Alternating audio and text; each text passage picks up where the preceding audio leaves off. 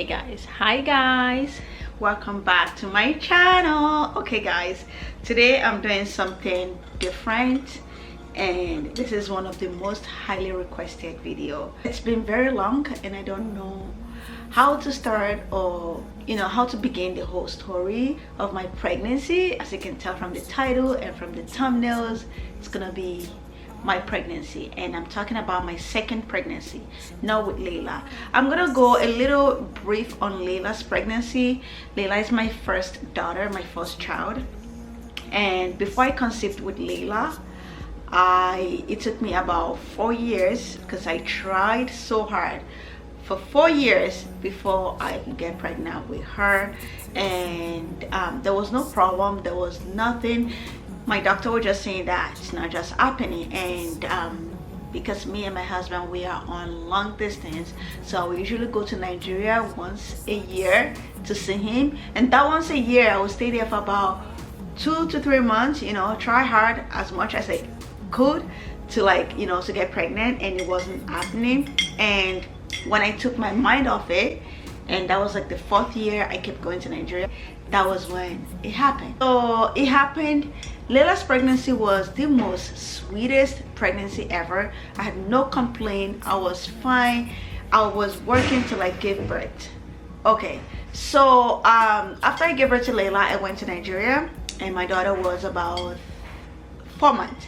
Layla was about 4 months when I went to Nigeria, just because I was trying with Layla's pregnancy and it didn't happen for so many years, so I wasn't really on protection. I was on protection, but I wasn't too hard on myself, you know what I mean, because I was thinking, oh, it's not even gonna happen, with Layla it took forever, so we're gonna be fine. So I got pregnant again with Malika, and I remember when I wasn't expecting, like when you're not expecting the pregnancy, we're not expecting to get pregnant and you get pregnant. So I got pregnant with Malika, and I actually told my brother-in-law wife that I'm feeling not too well, like I wasn't feeling myself, I was feeling weird, and she said, oh, I've been looking at you for the past couple of days, like you've not been your normal self, you want to take a pregnancy test. And as soon as she said that, as soon as she said pregnancy test, my mind skipped. I was like, can't be. That thinking like, oh no, it cannot be. But she's like, just try, and she went and she got the pregnancy test for me, and I peed on it, 2 red line, big one. And I was in the bathroom, I was because she was waiting for me right outside, like, what is the result? She was just waiting for me outside the bathroom door to come out, and I came out, I showed her, she was just like smiling, like she didn't say anything, she was just smiling. And and I was like, right there I know that I'm gonna keep the pregnancy. Like, of course I'm not gonna abort my baby, but I know it's gonna be very, very tough. So I called my family. First I called my mom. No, I called my husband, and he's happy, he loves kids, he always wants kids every time. Even if I ask my husband the next 50 years, he's still gonna say he wants kids. He was so happy. He was like, oh my gosh, yeah, this is great. And I told him, how are we gonna do it with Layla and by myself in Canada, and you don't even have like a paper to come over? And he's like, don't worry, we're gonna figure things out, okay? With time, everything is gonna ease out. I called my mom. My mom was so scared. She was like, what are you gonna do? Like, this is scary. And she, as a mom, she's scared too. She would not say to go abort it, but she was like, what are we gonna do? Why are you not careful? Your baby is only 4 months old, and you know how long it took you to get that pregnancy, like she's gonna be really sick, she was just like kind of like telling me like things that can come with it, and at the same time she didn't want to scare me, but I was scared. As soon as I talked to my mom, I was so scared, I was so paranoid, and I didn't know what to do. So the last person that I called was my sister, and as soon as I called my big sister, I was like, yeah, I'm pregnant. She was like, whoa, that's good. And I said, no, because my baby is 4 months old and I'm pregnant with the next one. She was like, that doesn't mean anything. And the courage my sister always give me, the courage she always give me, it's like she thinks for me. She's like staying inside of me and breathing for me. She was like, so what? we're gonna get vitamins, we're gonna get all, you know, all kinds of baby medication, we're gonna give her, she's gonna be fine. Like, there's nothing wrong with you or the baby coming or your little one that you have right now. She was just giving me all the energy, and I feel so courageous. After I talked to my sister, I was like, okay. And she was like, I'm gonna come see you, and she was in Nigeria at the time. I'm gonna come see you right now, and I'm gonna bring, and that was like, I think it was about a couple days before I traveled back to Canada.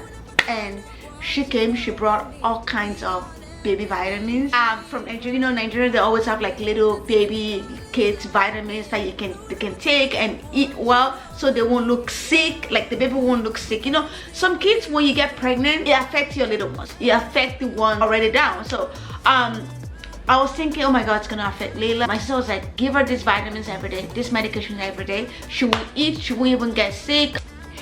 And I took those vitamins. It was about 6 of them, different vitamins. I would give her every day. I wasn't even caring about the pregnancy anymore. I was just so worried about my baby, like Layla. Like, oh my gosh, she's only 4 months. And then we came back to Canada.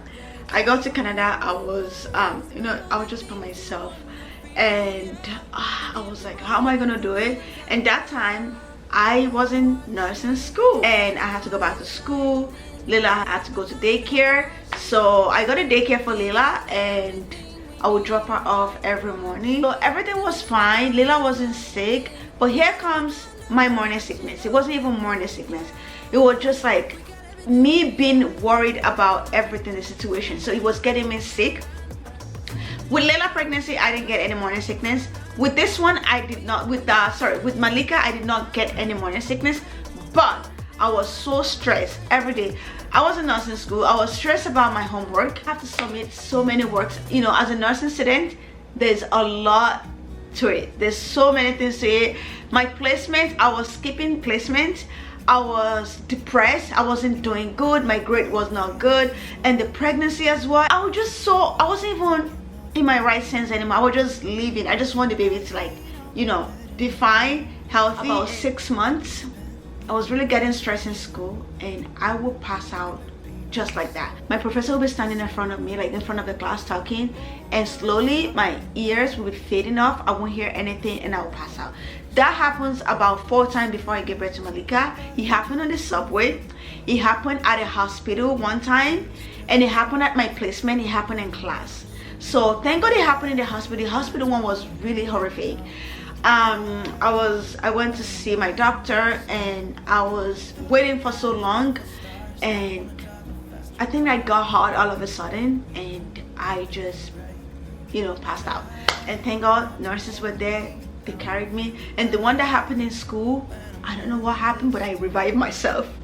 But anyways, I will faint all the time, which means like you have like a low iron. I got drugs for iron. I take the drugs all the time, but every time I take the drugs, I will throw up. Within 2 minutes I take the drug, I will throw up. My doctor already told me it might feel like that. Some people it doesn't happen, but some people it happens that they will throw up. And yeah, and that will happen to me, and I stopped taking that. So here comes about 8 months to my pregnancy. I think about a month ago, guys, this is like the most difficult part of my pregnancy. I went for my ultrasound, I think my 8-month ultrasound, and you know, you go to like a different place to do your ultrasound, and then they send the result to your doctor, and then you go see your doctor read the result to you. So I went for my ultrasound, and I went a couple days later to go see my doctor. And when I went to see my doctor, she read my result for me. She was like, oh, the baby is okay, but there's one huge problem, which is the baby is really, really small. And I was like, what? And my pregnancy, my belly was very, very big. She was like, the baby is very, very small, and I just don't know why the baby is that small. It's so small for where she's supposed to be right now. And I was freaking out in my head. Guys, as soon as I left that doctor's office, I went straight to the pizza store. I was like, you're small, you're gonna be big. Okay, I went straight to pizza store. I'll buy like big pizza, like the extra large one. I'll try to finish it like in one night, and for the next day I will eat big big batch of fufu with egusi soup. I would eat, like, I started eating so like really fattening food that would like make my baby big for like the whole month. And then I would drink pop, I would drink water, I would start like just doing something to like make my baby look big and, you know, healthy compared to like what she was telling me. A month later, I went for my last ultrasound to see what's up, and she read the result for me. She was like, your baby is too big. I was like, what? She's like, wait, what's going on? Last time, and then she was saying it to herself. She was opening my file and she read somebody's else result for me. A month ago, when I went for my 8-month ultrasound, she read a different, she read somebody who was about 5 months pregnant for me. So she like misplaced something, and she was talking to herself, but she was talking and she was like, oh my gosh, oh this is, oh no. Okay, and then she came back to me, and that's one thing I like about my doctor. She's very honest, and you know, she apologized, but here she's like, oh, I'm so sorry, Abiandfamily, there's a mix-up somehow, but the result that I read for you last month wasn't right one, and right now I'm looking at your baby and you have about 2 weeks to go, and she's almost 9 pounds already, and it looks like, she didn't say it looks like a C-section, and the look on her face is like a C-section, because Lila was normal delivery and Lila was about 7 pounds, and she's like, you're gonna be able to do it if you have to. And I was like, I had no answer, like I had nothing to say to that, like what am I supposed to say?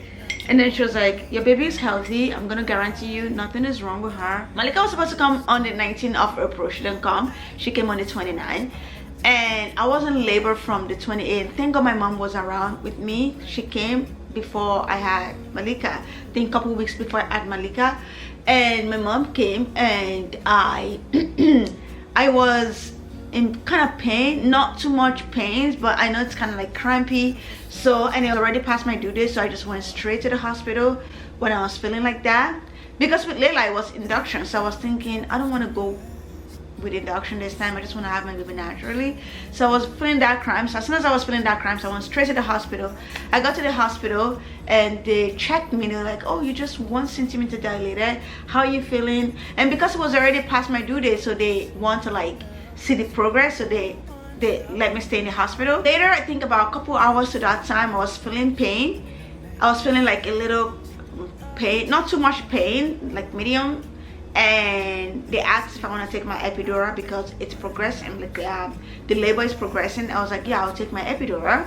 And that was around 11 a.m. I took my epidural, guys, and as soon as I got my epidural, no more labor sign. I was fine. There was nothing, it wasn't progressing anymore, there was no labor, it would just stand still. And they came to check me around 1 p.m. The doctor came, about 6 doctors, they checked me, and they started, you know when they start mumbling to each other, and they started doing that, and they finally come to talk to me. Of course my husband wasn't here with me. They came to talk to me and they were like, Abiandfamily, we have to, the baby isn't progressing anymore. No, that was around, yeah, around that time. Sorry, the baby, it's not really progressing anymore. So, and she's very tired inside, and she pooped already inside of you, because when I put my hand there, I can feel that she pooped inside of you or something like that, I don't know. And which is not good for you, and it's not good for the baby, and she's very, very tired. We have to cut you. We have to like send you to the theater right now, and we have to take the baby out, and there's some forms that you need to sign. Yo, I was like, I thought I was in jail. I was crying. I was like, okay, give me a second, I need to call my husband, I need to talk to my husband. I called my husband. My husband was not in Nigeria, he was out of the country at the time, but thank God he was just landing in Nigeria, and his phone rang. He picked up the phone. I told him, it's like, inshallah, I'm gonna go home right now, pray everything is gonna be fine. And I had nobody with me. So they pushed me right into the theater, and yo guys, because I already got my epidural earlier, so they didn't give me any more epidural because it was already in me.